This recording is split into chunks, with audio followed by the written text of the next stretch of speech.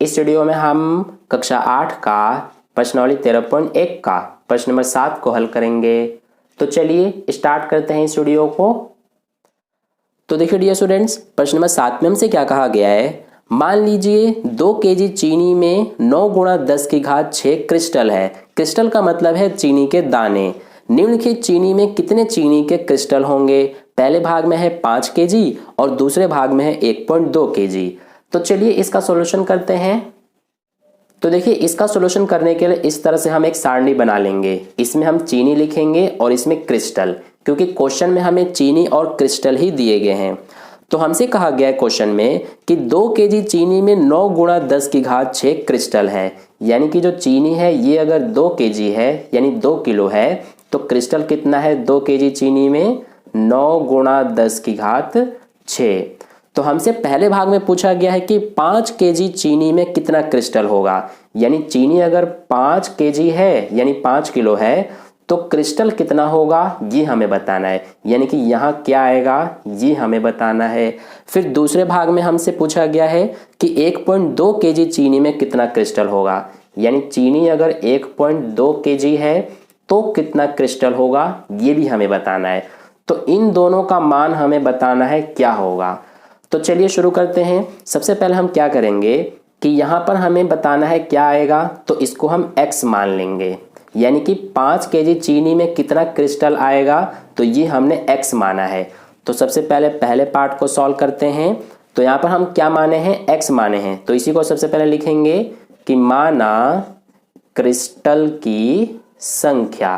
Crystal की संख्या हम क्यों लिख रहे हैं, क्योंकि जो हमारा ये x है यहाँ पर क्रिस्टल की संख्या ही तो हमें बतानी है कि 5 केजी चीनी में कितना क्रिस्टल की संख्या आएगी वो हमें बताना है। इसीलिए लिखेंगे माना क्रिस्टल की संख्या। तो ये हमने x माना है।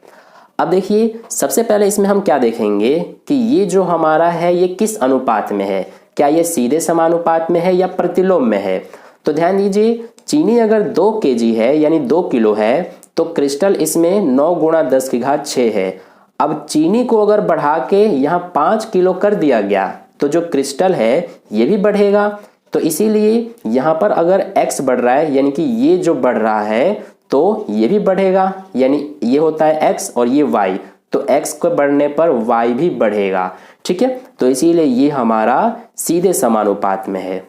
तो यहाँ पर अब हम लिखेंगे क्योंकि ये क्योंकि का निशान होता है, तो लिखेंगे क्योंकि यह प्रत्यक्ष अनुपात में है। प्रत्यक्ष अनुपात का मतलब है सीधे समानुपात में है। ठीक है, तो ये हमने लिख दिया। अब देखिए सीधे समानुपात में क्या होता है हमारा कि जो x और y का अनुपात होता है ये पूरे में बराबर होता है ना। तो इसीलिए ये जो अनुपात है 2 बटे में ये 9 गुणा 10 की घात 6 का, तो ये हमारा किसके बराबर होगा, इसके, यानी 5 बटे x के बराबर। अब यहाँ से हम क्या करेंगे कि जो हमारा ये x है इसका मान निकालेंगे। तो इसके लिए इनका हम क्रॉस मल्टीप्लाई कर देंगे। ठीक है, यानी कि ये 2 एज इट इज, x इधर भाग में है इधर जाके गुणा में हो जाएगा, बराबर ये 5 एज इट इज, ये 9 गुणा 10 की घात 6 भाग में है इधर जाके गुणा में हो जाएगा। अब देखिए x का मान निकालेंगे तो इसको एज इट इज लिखेंगे, ये भी एज इट इज लिखेंगे, और इसके अलावा जो ये 2 इधर गुणा में है इधर आके भाग में हो जाएगा। अब इसको आगे करते हैं तो x बराबर 5 और 9 का गुणा होगा तो 45 आएगा, गुणा में 10 की घात 6 है, बटे में क्या है 2। अब देखिए 2 और 45 कटेंगे हमारे, ये 2 एकम 2 और 45 2 के पहाड़े से 22.5 बार में कटेगा, यानी 22.5 बार में, क्योंकि 22.5 दूना 45 हो जाएगा। तो ये हो गया। अब देखिए आगे यहाँ करते हैं तो x बराबर हमारा क्या आ रहा है 22.5 गुणा में 10 की घात 6। अब देखिए ये जो x का मान हमारा आया है ये अभी हमारा स्टैंडर्ड रूप में नहीं है, यानी मानक रूप में नहीं है। तो इसको अब हम मानक रूप में लिख लेंगे। इसके लिए क्या करेंगे हम कि मानक रूप में लिखने के लिए यानी कि स्टैंडर्ड रूप में लिखने के लिए जो हमारा पॉइंट होता है, पॉइंट से पहले सिर्फ 1 अंक होता है। तो यहाँ देखिए ये जो पॉइंट है इससे पहले 2 अंक हैं, 1 2, तो हम पॉइंट को एक अंक शिफ्ट कर देंगे, यानी पॉइंट यहाँ पर है तो इसको यहाँ लेके आ जाएंगे, यानी कि यहाँ पर। अब ये हो जाएगा 2, 5, यानी कि 2.25 हो गया। अब इसके बाद जो ये 10 की घात 6 है, ये हमारा 10 की घात 7 हो जाएगा। ऐसा क्यों, मैं आपको समझाता हूं। देखिए ये हमारा था 22.5 गुणा 10 की घात 6। अब हमें इस पॉइंट को एक अंक शिफ्ट करना था, यानी कि इस पॉइंट को हमें यहां पर लाना था, तो इसीलिए हमने एक अंक शिफ्ट किया है। तो इसीलिए हमें क्या करना पड़ेगा कि 10 से गुणा करना पड़ेगा इस 10 की घात 6 में। ठीक है, ये रूल होता है। तो ये हमारा बन जाएगा 2.25 गुणा में, ये देखिए 10 की घात कुछ नहीं है तो 1 मानते हैं, तो इन दोनों का गुणा करते टाइम 10 को एक बार लिखते हैं और घातों को जोड़ देते हैं। तो ये हमारा बन गया, यही यहाँ पर हमने लिखा है। तो ये जो है ये हमारा स्टैंडर्ड रूप है और यही आंसर है फर्स्ट पार्ट का। अब देखिए यहाँ पर सेकंड पार्ट को करते हैं। तो सेकंड पार्ट में हमें बताना है कि 1.2 kg में कितना क्रिस्टल होगा। तो ये हम मान लेते हैं y, क्योंकि पहले x मान लिया है, अब y मानेंगे। तो इसमें लिखेंगे हम कि माना क्रिस्टल की संख्या, तो ये हम क्या मान लेंगे y।